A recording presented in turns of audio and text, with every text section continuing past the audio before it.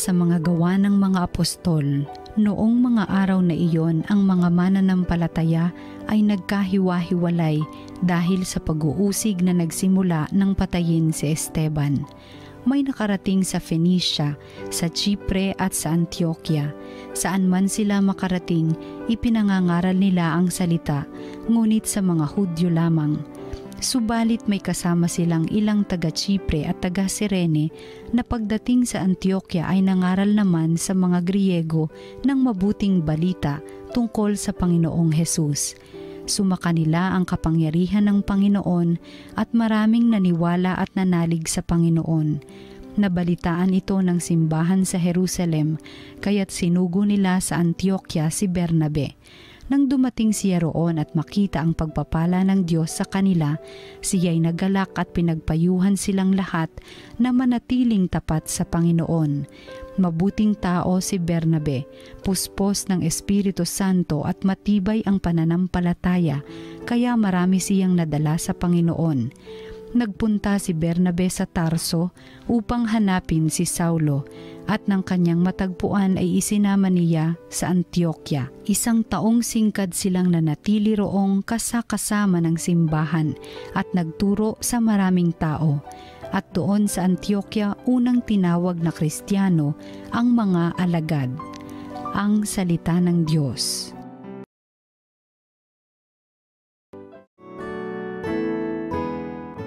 Purihin ng tanang bansa ang Panginoong dakila.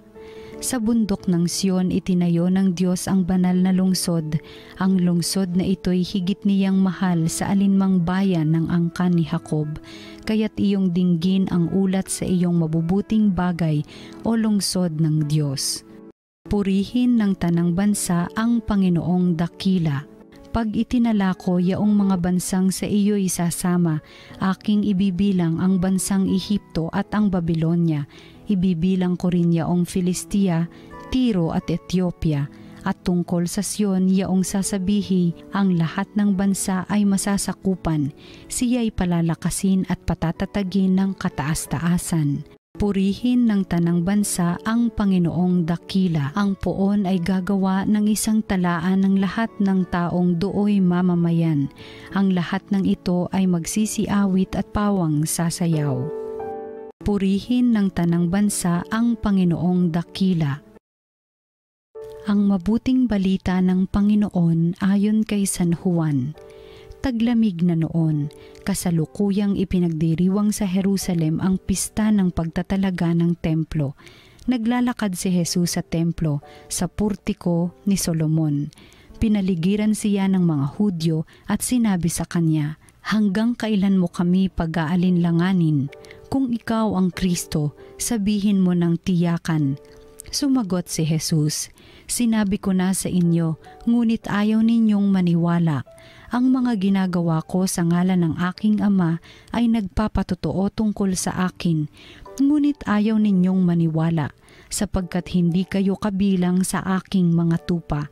Nakikinig sa akin ang aking mga tupa, nakikilala ko sila at sumusunod sila sa akin. Binibigyan ko sila ng buhay na walang hanggan at kailanmay di sila mapapahamak, hindi sila maaagaw sa akin ninuman. Ang aking Ama na nagbigay sa kanila sa akin ay lalong dakila sa lahat, at hindi sila maaagaw ninuman sa aking Ama. Ako at ang Ama ay iisa." Ang mabuting balita ng Panginoon. Pinupuri ka namin, Panginoon.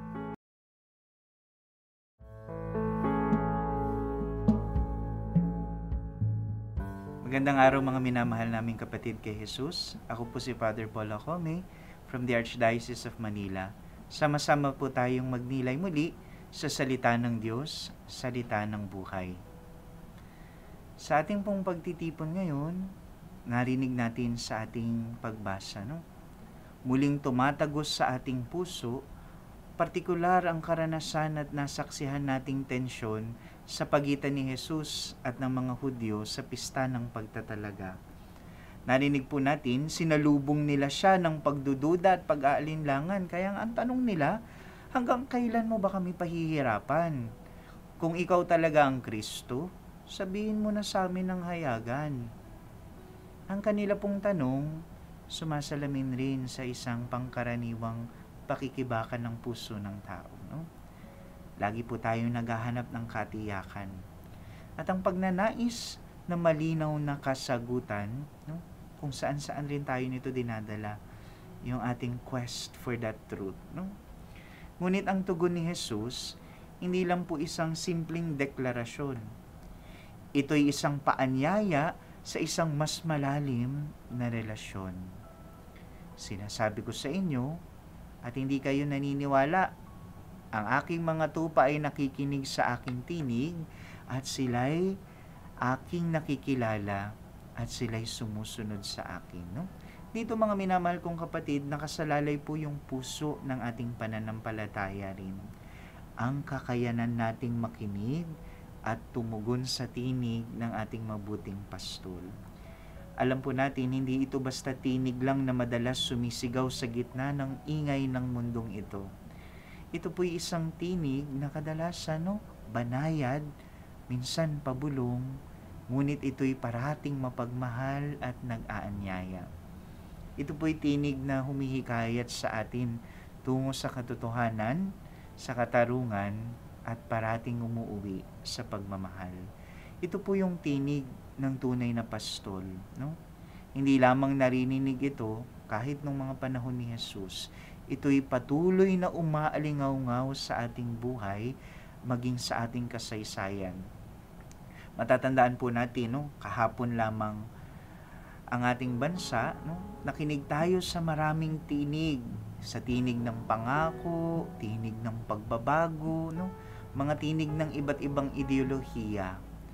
Tayo ay nakilahok sa napakamahalagang proseso ng demokrasya, katatapos lamang po ng halalan. Ngunit ngayon po, habang tayo ay nagbubulay-bulay sa kinalabasan nito, mahalagang tanungin ang ating mga sarili, anong tinig ang tunay nating pinakinggan? Kanino ba tayo nakinig? Sa tinig po ba tayo ng pastol na nagtuturo sa atin tungo sa kabutihan ng paglahat, sa paggalang ng dignidad ng bawat tao, lalo na sa pinakahamak sa ating lipunan? O tayo ba'y naakit sa mga iba pang tinig, yung mga tinig ng pansariling interes, nung tinig ng pagkakawatak-watak, o tinig ng mga pangakong walang katotohanan? Sabi po ng ating yumaong Santo Papa, Papa Francisco, patuloy na nagpapaalala sa atin ang tinig ng pastol. Ang tunay daw pong kapangyarihan ay paglilingkod. True power lies in service. Tingnan natin si Jesus na naghuhugas ng paa ng kanyang mga alagad. And when we look at that service of love, we can find there the true meaning of power. Because true power is always translated in service. Ang tinig po ng pastol ay isang tinig ng paglilingkod, hindi ng pang-aapi. Ito'y tinig ng pagkakaisa, hindi ng pagkakawatak-watak. At sino ang mas mahusay na halimbawa ng pagdinig sa tinig ng pastol? May higit pa ba, kaysa sa minamahal nating Birheng Maria? Alam po natin sa araw ring ito, ang buong mundo ginugunita ang ating mahal na Birheng Maria sa ilalim ng kanyang titulo, ang Birhen ng Fatima. Sa buong buhay ni Maria, naging isang huwaran siya ng pakikinig at pagsunod sa kalooban ng Diyos. Nang ang tinig ng Anghel Gabriel ay bumati sa kanya, hindi siya natakot. Sa halip, sa kababaang loob, siya pa rin ay tumugon. Ako'y alipin ng Panginoon, mangyari nawa sa akin ayon sa iyong salita. Ang kanyang fiat, hindi lamang isang pagsang-ayon sa isang kahangahangang plano ng Diyos. Ito'y isang panghabang buhay na pakikinig at pagsunod sa tinig ng pastol sa bawat hakbang ng kanyang buhay. Mula sa kanyang pagdadalang tao kay Jesus hanggang sa kanyang pagtayo sa paanan ng krus. Ang tinig ng pastol ang gumabay kay Maria. Nagbigay sa kanya ng lakas at pananampalataya kahit sa gitna ng maraming pagsubok. Kaya nga rin, ito rin ang paalala ni Papa Francisco, no? Si Maria ang ina ni Jesus at ang ating ina.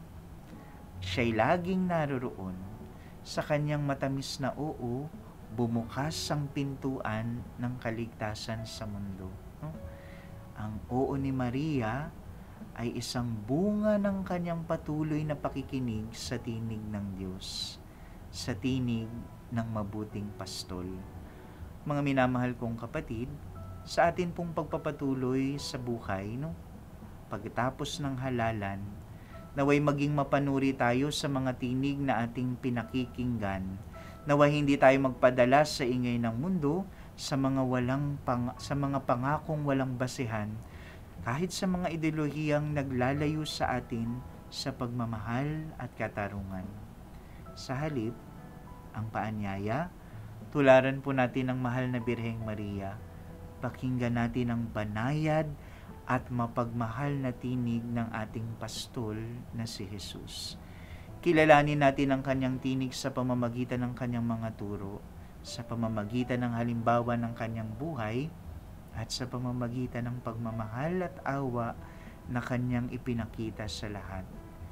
Ang tinig ng mabuting pastol, hindi po madaling pakinggan.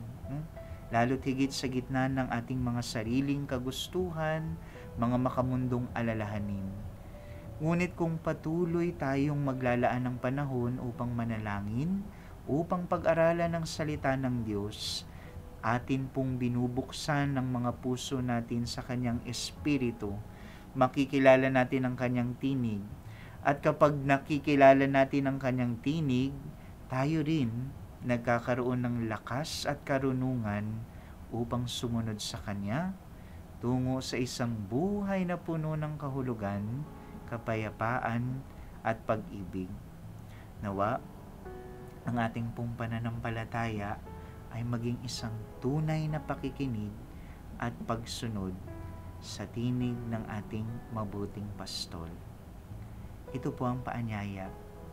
Pakinggan po natin ang tinig niya. Amen.